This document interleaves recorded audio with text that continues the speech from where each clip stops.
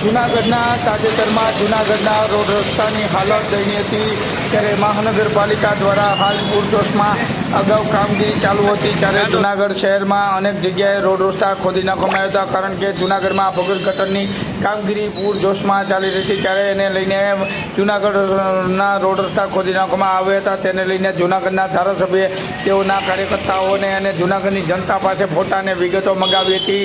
તેને લઈને જૂનાગઢ સૌરાષ્ટ્ર ભૂમિ અને સૌરાષ્ટ્ર મીડિયામાં અહેવાલ પ્રસિદ્ધ થયા હતા. તેને લઈને જૂનાગઢ શહેરમાં આજરોજ જૂનાગઢના ધારાસભ્યશ્રીએ સંકલનની બેઠક મહાનગરપાલિકાના અધિકારીઓ સાથે કરી હતી, જ્યારે ધારાસભ્યશ્રીએ મીડિયા સમક્ષ પ્રતિક્રિયા આપતા હતા. તે સમયે જૂનાગઢના પૂર્વ સ્ટેન્ડિંગ કમિટીના ચેરમેને તેવું જણાવ્યું કે જૂનાગઢના ધારાસભ્યશ્રીએ કાર્યકર્તાને પત્ર લખ્યો છે, તે કાર્યકર્તાના ખંભે બંદૂક રાખીને ફોડે છે અને પાર્ટીને બદનામ કરે છે અને મીડિયામાં ખોટી સચ્ચી પ્રસિદ્ધિ મેળવી રહ્યા છે, અને પાર્ટીને બદનામ કરવાનું બંધ કરે ને જૂનાગઢના વિકાસની વાત છે તેમાં રોડા ન નાખે, ક્યાંક ને ક્યાંક આ ગંભીર આક્ષેપો આવવા કરવાનું બંધ કરે અને મીડિયામાં સચ્ચી પ્રસિદ્ધિ લેવાનું બંધ કરે. શું કહ્યું સંજય કોરડિયાએ ને શું કહ્યું હરેશ પરસાણાએ, વિશેષ જાણ્યું.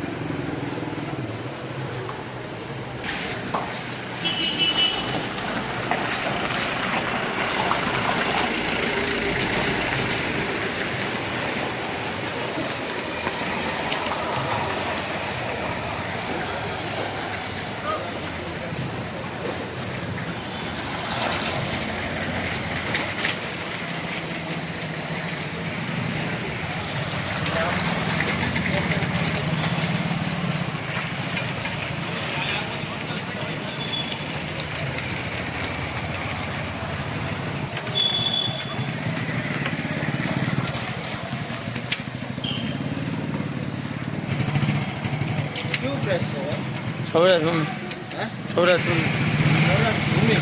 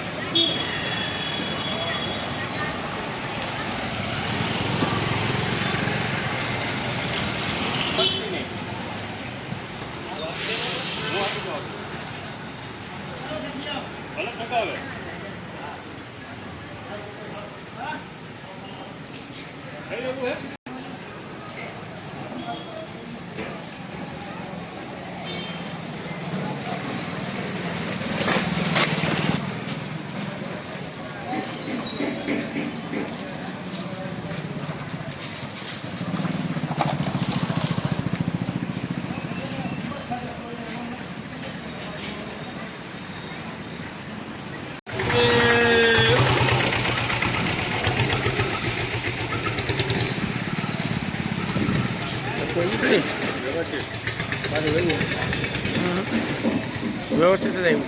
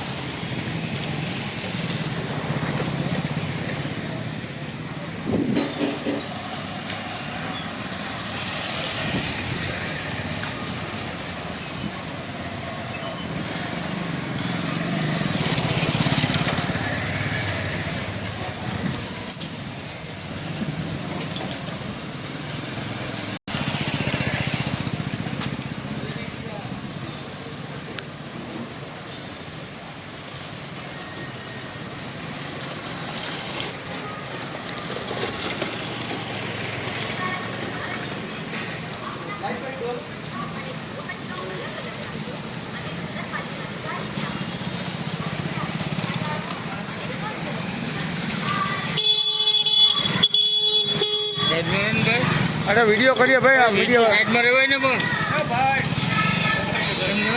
વિડીયો કરવો સાઈડમાં.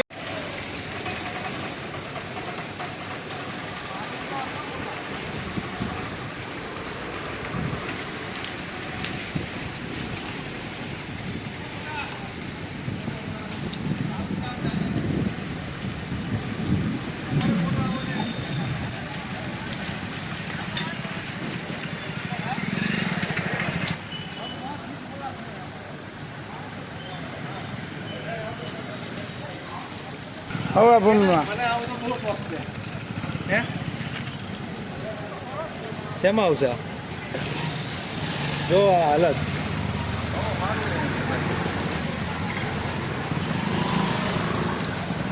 કચરો બધા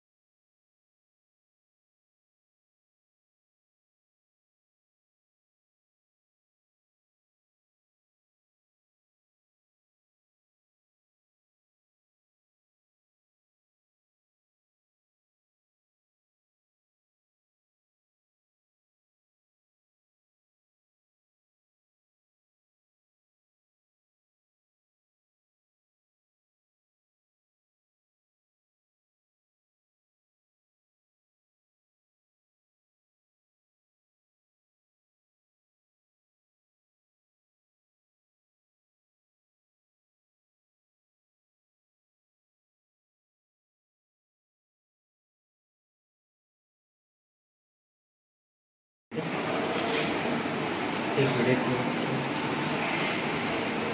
જી આજે સંકલનની મિટિંગ હતી. એ તો દર મહિને કોર્પોરેશન અને કલેક્ટર ઓફિસમાં ધારાસભ્ય સંસદ સભ્યની સંકલનની બેઠક હોતા જાય છે ને જે નોર્મલી કોર્સની અંદર જે પ્રશ્નો હોય છે એમની ચર્ચાઓ થતી હોય છે. ખાસ કરીને 2 દિવસ પહેલાં મેં એક લેટર પાર્ટીના સક્રિય સભ્યોને લખ્યો છે અને લોકોને અપીલ કરી છે.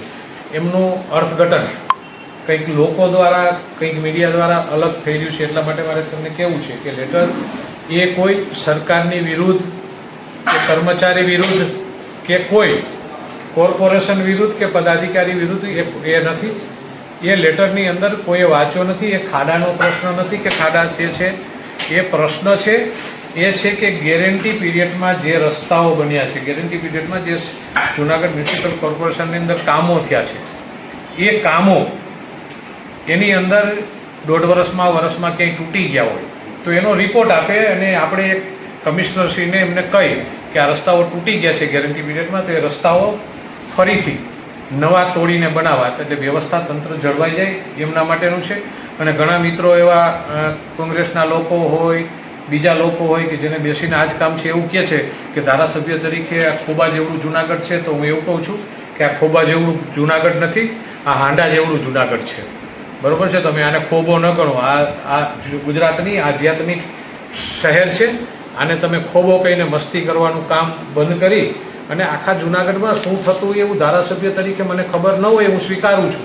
અને કોઈ એવો વ્યક્તિ ન હોય કે આખા જૂનાગઢમાં બધા વોર્ડની અંદર બધા ગલીની અંદર શું થઈ રહ્યું છે એમને ખબર હોય. પણ લોકો દ્વારા આપણે આ માહિતી મૂકવી અને એક સાથે આપણે કામ આપી શકીએ જેથી એક સુંદર શહેર આપણે બનાવી શકીએ અને ગેરંટી પીરિયડના કામો થાય એ આપણે કરી શકીએ. એટલે આવા મિત્રો ઘણા કરતા હોય છે ને મને આનંદ પણ થાય છે કે ઘણી વખત આપણે એવું થતું હોય કે કોઈ આપણું નેગેટિવ લખે છે કે વાત કરે છે તો મને આનંદ થાય છે કે એના થકી મને કંઈક જાણવા મળે કે મારી ક્યાંક ભૂલ થતી હોય, મને ભૂલ ન થતી હોય તો મને કંઈક નવી વસ્તુ સમજવા મળે. તો હું તો આ લોકોને હિતેચ્છુ સમજું છું કે આવી વાતો કરી અને કરે છે. અને જ્યારે અમુક લોકો દ્વારા આ વાતને કરવાની વાત આવે છે કે ઘણા લોકો પૈસાની વાત કરે છે તો એટલું ચોક્કસ કહું છું કે કોંગ્રેસના પ્રમુખે જે કાલે અમુક વાતો કરી હતી અમુક મીડિયાની અંદર સાંભળ્યું છે તો હું ગેરંટી કહું છું કે તમે તમારા પિતાશ્રી ધારાસભ્ય હતા ત્યારે તમે 10% ગ્રાન્ટ વેચી છે પૈસા લઈને. અને તમારે સપૂત જોતું હોય તો મારી પાસે આવો, હું એવા કેટલા લોકોને તમારી સામે બોલાવું કે તમે મારી એને 10% ગ્રાન્ટ વેચી હતી. અને જાહેર જીવનની અંદર હું આજે ખુલીને કહું છું અને કેટલી વખત કીધું છે કે રાજકીય બાબતની અંદર એક વ્યક્તિ એવું કહે કે સંજય કોડિયાએ એક પણ પૈસો લીધો છે જાહેર જીવનની અંદર તો આજે પણ જાહેર જીવન છોડી દેવા માટે તૈયાર છું. આ પદ્ધતિ છે કામ કરવાની. ભારતીય જનતા પાર્ટીનો કાર્યકર છું, નરેન્દ્રભાઈની ટીમનો સિપાહી છું. એટલે કોઈ ભ્રષ્ટાચાર ન થાય અને ભ્રષ્ટાચાર અટકે એના માટેના પ્રયત્નો છે. એટલે કંઈ કોર્પોરેશનની વિરુદ્ધ કે સરકારની વિરુદ્ધની વાત નથી પણ સિસ્ટમને એક રસ્તા ઉપર ચડાવવા માટેનું આ પ્લાનિંગ છે. અને આ પદ્ધતિથી કામ કરતા હોય છે ભારતીય જનતા પાર્ટીના દરેક કાર્યકરો. અને ઘણા મિત્રો એવું લખતા હોય છે કે ચૂંટણી આવવાની તૈયારી થાય છે. એટલે મારે મિત્રોને એવું કહેવું છે કે ભારતીય જનતા પાર્ટીનો કાર્યકર ચૂંટણી પૂરી થાય ને અને રિઝલ્ટ આવી જાય ને બીજે દિવસથી પાછો કામ કરતો હોય છે કે આવતા 5 વર્ષ પછી અમારે શું કરવું છે.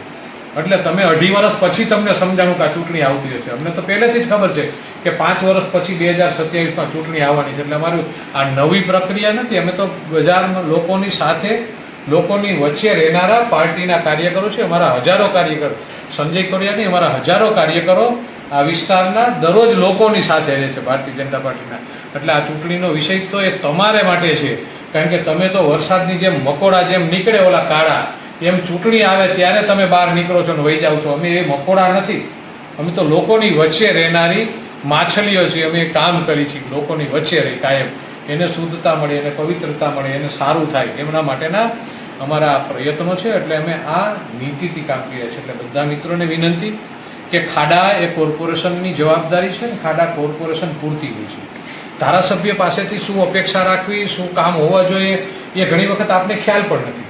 અને ઘણા લોકો હિસાબો માગતા હોય છે ને તો એને પ્રાથમિકતા એ ખબર પડવી જોઈએ કે જૂનાગઢની અંદર સૌથી પહેલું મને આજે ગૌરવ થઈ શકે કે જૂનાગઢના લોકોએ મારી ઉપર જે 2.5 વર્ષ પહેલાં ભરોસો મૂક્યો હતો ને એ બીજે દિવસથી મારા વિધાનસભા વિસ્તારની બહેનો, દીકરીઓ, માતાઓને સુરક્ષા મળે, એમને કોઈ હાલી મવાલી એમને હેરાન ન કરે, એમની પાછળ ન જાય અને ક્યાંય ધૂમ સ્ટાઇલથી બાઇક ન ચાલે, નંબર પ્લેટ વગરના બાઇક ન ચાલે, આ બધું બંધ કરી દીધું છે.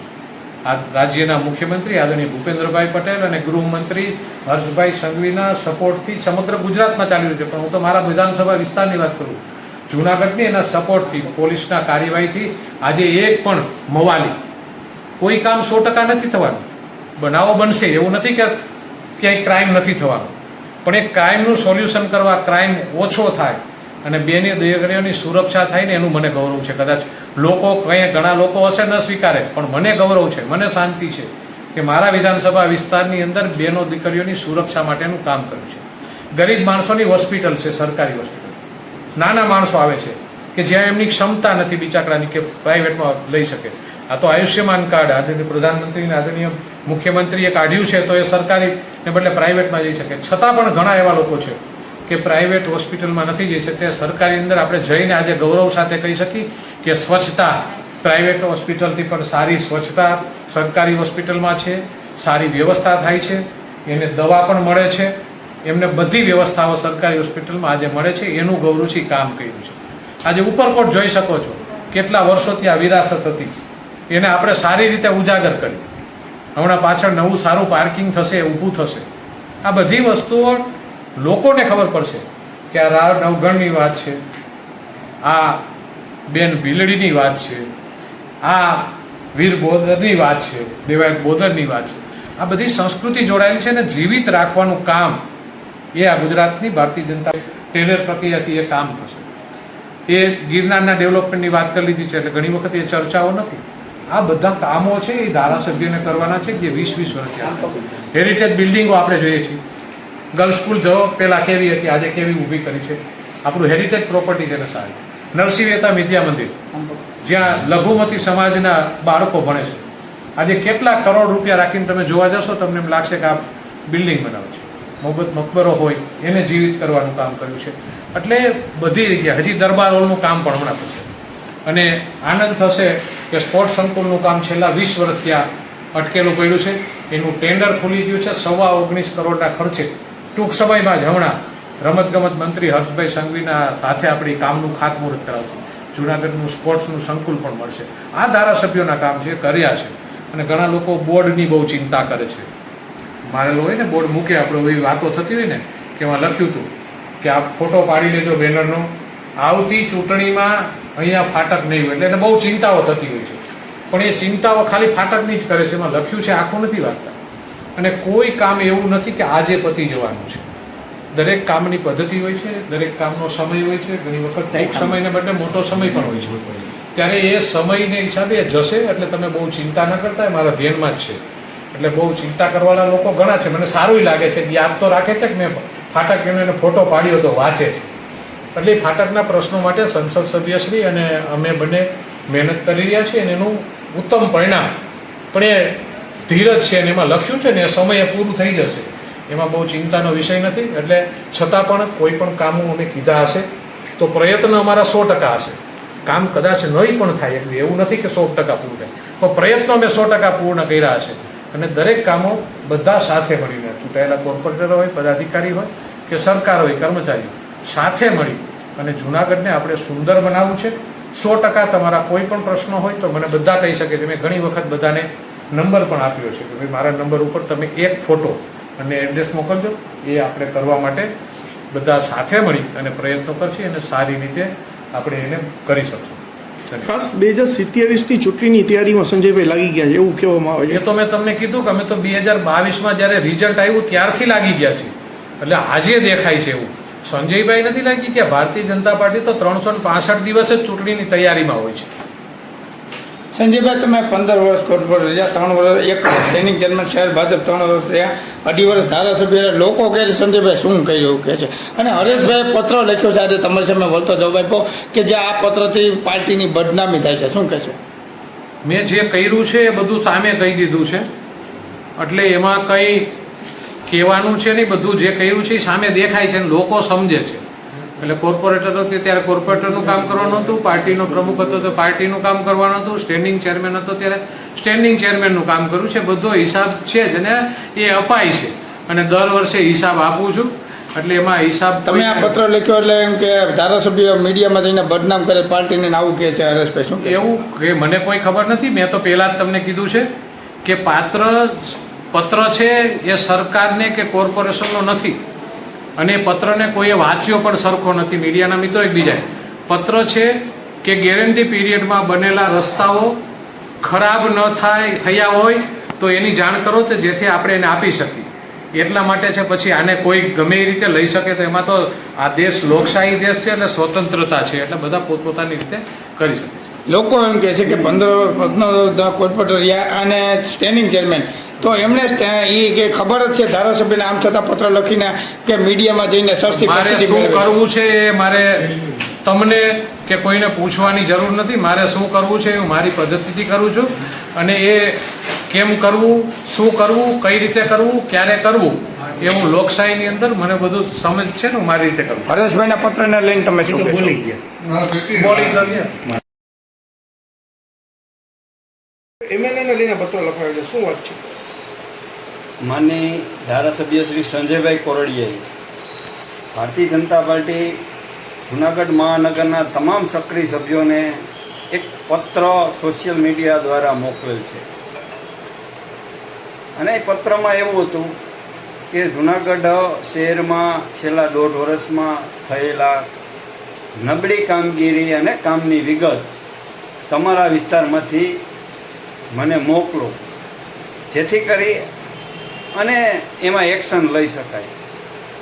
તો મેં ધારાસભ્યશ્રીને એ જ પત્ર લખ્યો છે કે આપ ધારાસભ્ય 2.5 વર્ષ થયા છો, 15 વર્ષ થયા જુનાગઢ મહાનગરપાલિકાના કોર્પોરેટર પણ હતા, સ્ટેન્ડિંગ કમિટીના ચેરમેન પણ રહી ચૂક્યા છો અને શહેર ભાજપના પ્રમુખ પણ રહી ચૂક્યા છો અને સાથે સાથે આપ દર મહિને મહાનગરપાલિકામાં કમિશનર તેમજ શાખા અધિકારીઓ સાથે આ વિગત સાથે સંકલનની બેઠક કરો છો.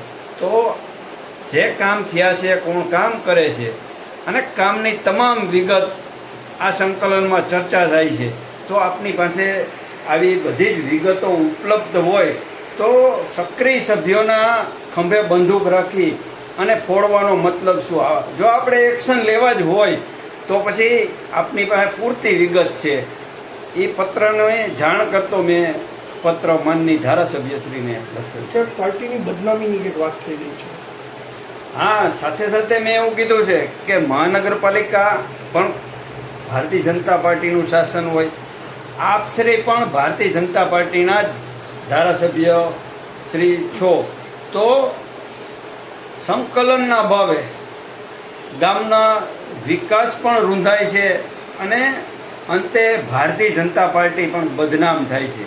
એટલા માટે આવા ખોટા પત્રો લખી અને સસ્તી પ્રસિદ્ધિ ન મેળવવી જોઈએ કે ભારતીય જનતા પાર્ટીને પણ નુકસાન થાય.